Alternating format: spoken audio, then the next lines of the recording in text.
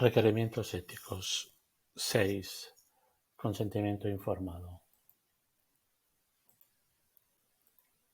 Cuando hablamos de consentimiento informado estamos hablando de un proceso específico para la intervención que vamos a realizar. No se hacen consentimientos generales, sino específicamente para la intervención que vamos a realizar, en este caso, nuestro proyecto de investigación.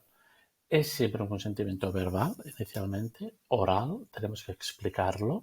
Ya hemos hablado antes que tenemos que explicarlo, qué vamos a hacer, de qué forma.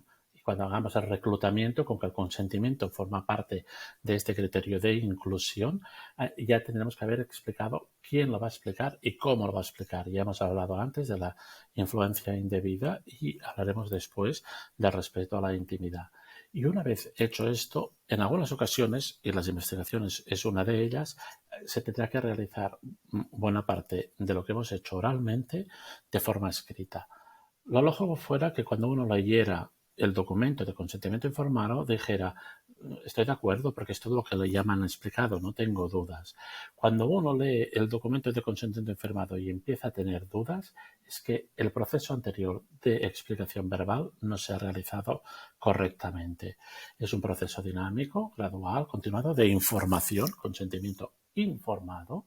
Por tanto, es de información adecuada y ya hablaremos, qué quiere decir la adecuación de la información, prudente, adaptada, muy importante que la adaptación a la información a la persona que tenemos delante, ¿no?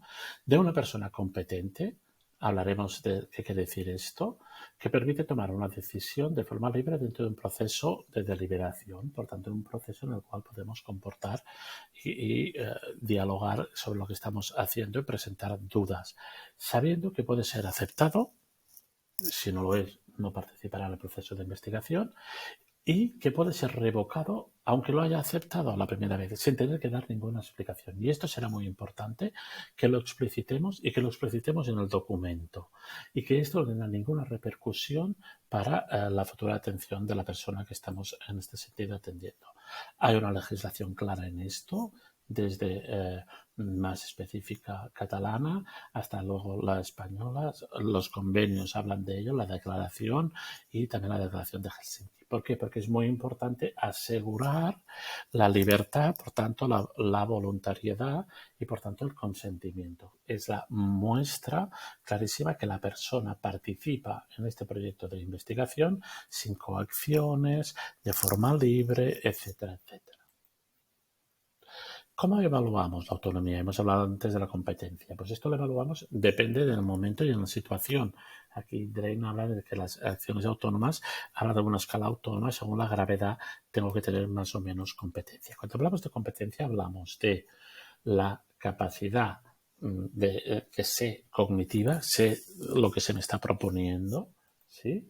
Pero también la emocional, entiendo y no me siento, puedo entender lo que se me está proponiendo, pero me siento tan ligado a usted como profesional que casi me veo obligado a decirle que sí, influencia indebida. No, no puede ser que lo realice algún otro. Tenemos que realizar el consentimiento de forma libre, ¿sí? También la información se entiende y por tanto es la adecuada en la comprensión de esta información y además que no hay ninguna coacción externa. Por tanto, cuando hablamos que la persona es competente, estamos hablando de estas tres posibilidades, tanto de la capacidad cognitiva como la emocional, de la información adecuada, por tanto no escondo, no doy falsas expectativas, no minimizo problemas, y hemos hablado sobre todo esto, como que no hay una obligación a realizarlo. Como les he dicho antes, esto tiene que ser verbal siempre. Sí puede ser con un tiempo para que la gente se lo pueda pensar, lo pueda repensar y entonces lo pueda hacer firmar. Todo esto tengo que pensar y que la información que esté sea accesible.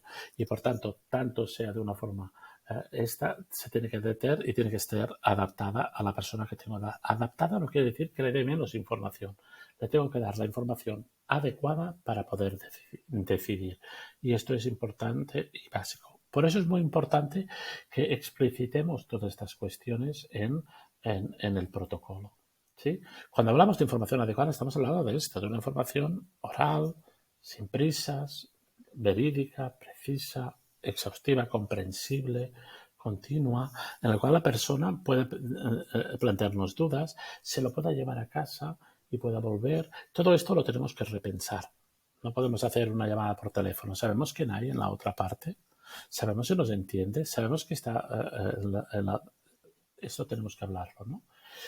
Hemos hablado ya del peligro de la influencia indebida. Por tanto, quién va a realizar el consentimiento es muy importante. En el caso de un ensayo clínico, por ejemplo, ¿no? Ya hemos hablado antes también, ¿no? Se presenta la indeterminación que esto representa, se presentan las estipulaciones post-ensayo, se explicita si es una metodología, por ejemplo, de intervención simulada o de placebo, que le puede tocar un grupo así, pero que después, si hay un buen resultado, esto no podemos no decirlo, porque si lo digo, entonces a lo mejor la persona no participa. Pues eduquemos. Educación por la salud es básica. ¿Qué tiene que constar un consentimiento informado? Hay dos partes, una inicial y una final, que son más procedimentales, administrativas. Una primera, que es quién soy, quién es la otra persona, cómo se llama, dónde lo realizamos. Y una parte final, de verán, muy importante también, que son la de las firmas de consentimiento y de revocación. La parte central es la parte de la información. Esta en ocasiones se hace de forma separada y se hace una hoja de información. El contenido de la hoja de información tiene que tener lo que ahora veremos y es lo que previamente se les ha explicado verbalmente a las personas. Y en el caso de que lo hagamos de forma separada, tiene que haber en este sentido la información más relevante de la que hemos explicado, y si está la hoja de información, tiene que estar también en la parte del consentimiento. ¿Qué tiene que tener? La hoja de información, la parte de información del consentimiento, la explicación verbal. Bueno, pues ¿qué es lo que les propongo? ¿En qué consiste el protocolo? ¿Cómo se hace? ¿Qué objetivos tiene? ¿No? ¿Qué beneficios espero? Sean directos o no. Y aquí no puedo hacer trampas, no puedo dar falsas expectativas, no puedo dar a equívocos. ¿Sí? Tengo que destacarlos. Tengo que también hablar si hay posibles riesgos y molestias o inconvenientes. ¿Cuáles son? Y tengo que explicarlos. No puedo minimizarlos para que así la gente se me apunte al proyecto. Si hay contraindicaciones, clarísimamente tengo que decir cuáles son para que alguien que está contraindicado no participe, ¿no?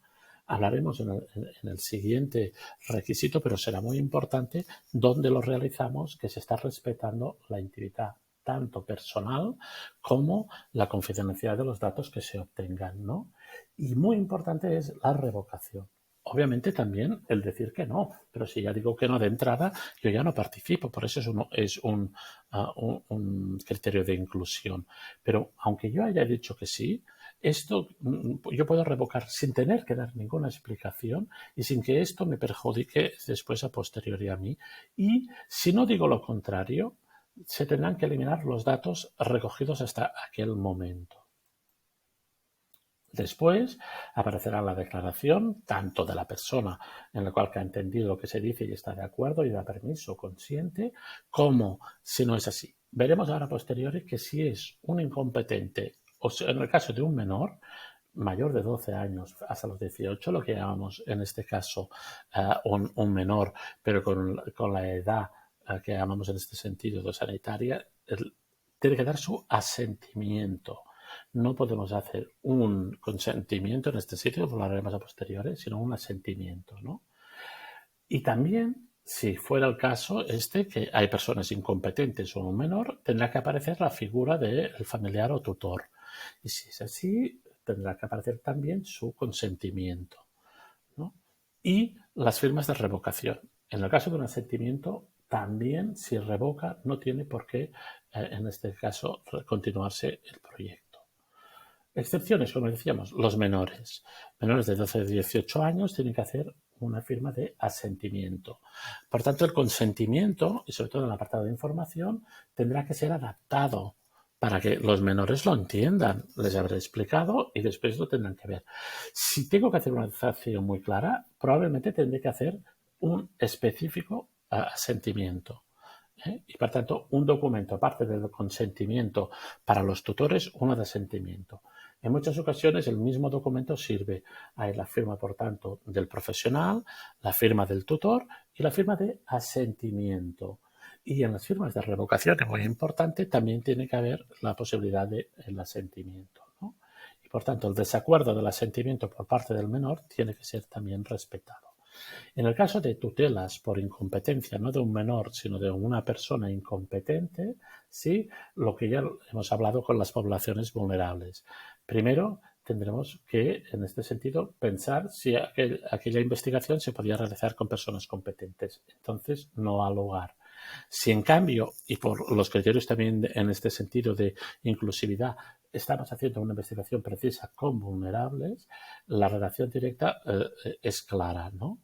Y sobre todo cuando la eficacia no sea comparable con sujetos competentes. Esto, en el caso a veces de los tutores, guardadores, curadores de hecho, etcétera, etcétera, la relación que establecen a veces con la persona tutelada, a veces tendríamos que tenerlo en cuenta para que no fuera también una influencia indebida en el dar, en este sentido, permiso. Clarísimamente esto tendrá que aparecer en los criterios de selección inicialmente y en las consideraciones éticas. Es su apartado, tenemos que explicarlo, si lo hemos explicado antes, cómo hacemos el reclutamiento y de qué forma pasamos la información, etcétera. Aquí tenemos que hacer referencia a lo ya explicado, como hemos dicho antes. Pero es muy importante saber quién lo hace, cómo se hace, dónde se hace, además de que en los anexos aparezca clarísimamente el consentimiento informado específico y no general. ¿Sí?